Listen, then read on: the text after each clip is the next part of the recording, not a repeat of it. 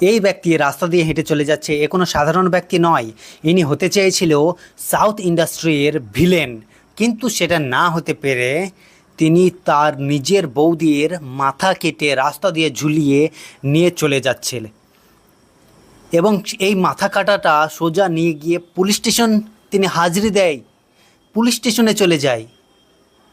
হ্যাঁ বন্ধুরা, এই ঘটনাটা ঘটেছে দক্ষিণ চব্বিশ পরগনা জেলায়। এক ব্যক্তি যার নাম হচ্ছে বিমল মণ্ডল, মনে হয় বিমল খেতে খেতে তার বৌদির মাথা কেটে তিনি সেটা রাস্তা দিয়ে ঝুলিয়ে পুলিশ স্টেশন নিয়ে যায় এবং তিনি স্যারেন্ডার করে দেন।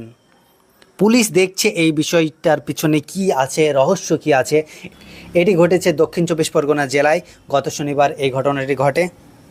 আর এই ঘটনাটি যদি দেখে থাকে হলিউডের কোনো প্রডিউসার, তাহলে কিন্তু এই ব্যক্তিকে উঠিয়ে নিয়ে চলে যাবে তাদের ভিলেনের রোল দেওয়ার জন্যে।